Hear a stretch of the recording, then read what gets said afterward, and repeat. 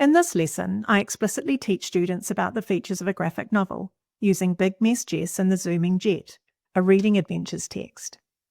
Before reading, we explore how the text features, including speech bubbles, thought bubbles, labels, chapter titles, and capitalization of whole words for emphasis, work together to support meaning and help the reader understand the story.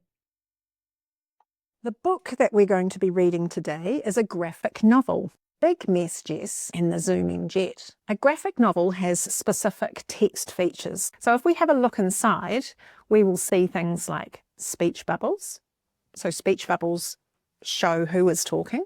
We also have thought bubbles, because not everything in the graphic novel is being said out loud.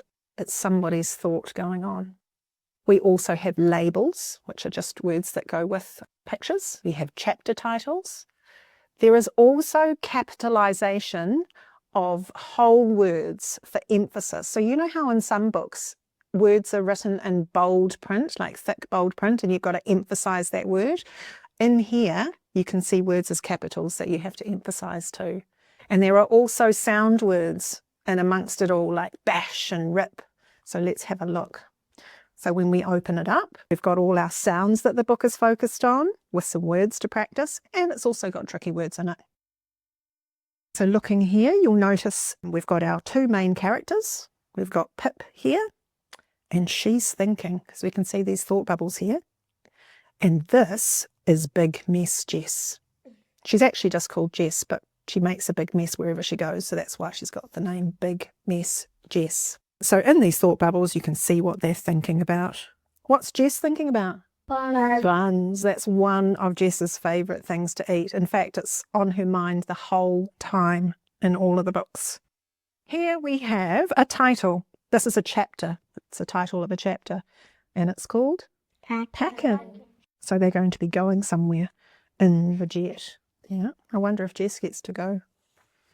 Okay, so having a look, see we've got our speech bubbles here, and notice how they're different. They've sort of got this triangular shape pointing down towards the person that's speaking.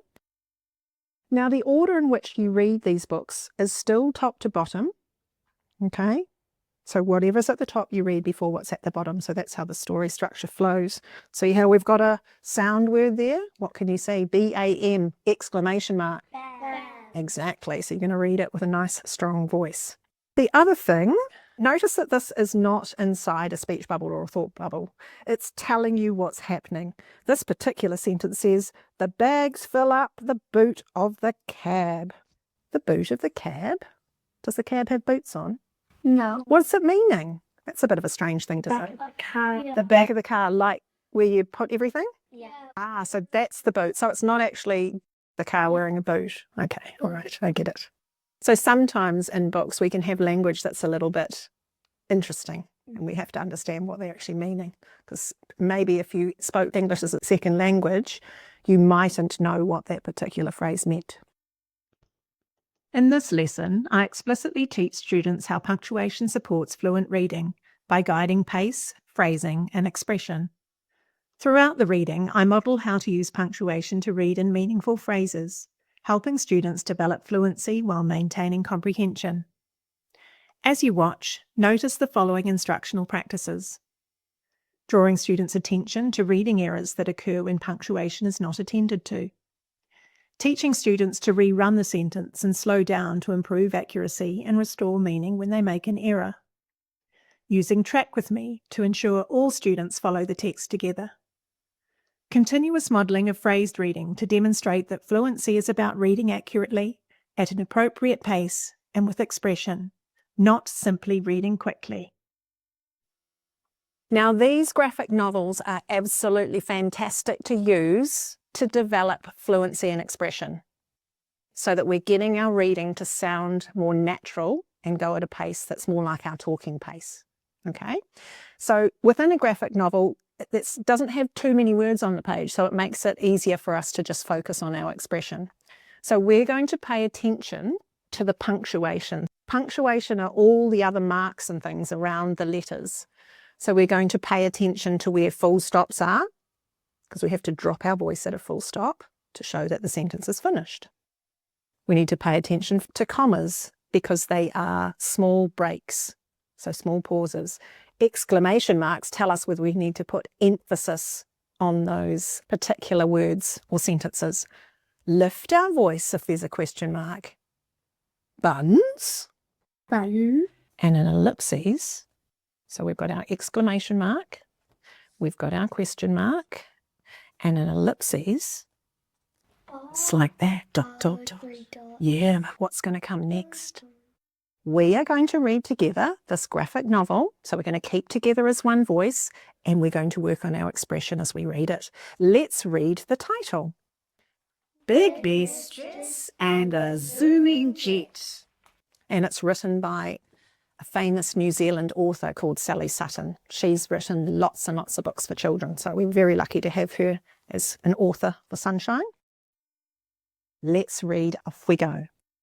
Pip is thinking of something. Oh, I made a mistake. What am I going to have to do? Redirect yourself. Correct myself. Okay, I'm going to go back to the beginning of the sentence and I am going to read it again. Sorry, we're all going to have to. Let's go. Pip is thinking of things she needs to pack. Jess is thinking of buns. Okay, so we've got someone thinking about their holiday and someone thinking about the buns. Let's read on. Packing. Waiting for everybody to be ready. Pip is in a rush. Shoo, Jess, get off the bed. I need to pack my things. I will be on a jet soon. Jess is talking. What does she say? Rush. Oh, so she can actually say that, can't she? All right, reading on. Jess. Oh, hang on, just look. Have we got an extra punctuation mark in that sentence? Yep, we've got a full stop at the end, but what else do we have? A comma. A comma. So we're going to read to the comma, have a little pause, and then read to the end. So it will sound like this. Can you track with me? What that means is you're going to run your finger underneath as I read it, and then you're going to have a go. Track as I read. Jess is keen to go on the jet too. Your turn. Jess is keen to go on the jet too. Oh, no, not you, Jess. How is that said? What punctuation is after that? Question A mark. question mark. Who thinks they know how we should lift our voice for that one?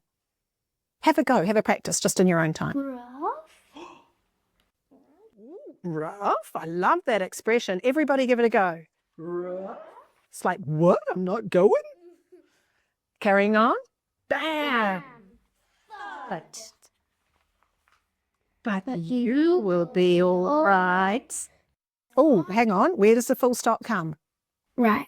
After right. So let's go back to the beginning of the sentence and make sure we finish it at the full stop. Off we go. But you will be all right. Sam will dance it. He will feed you. Buns. See, she's always thinking about buns, isn't she? Yeah.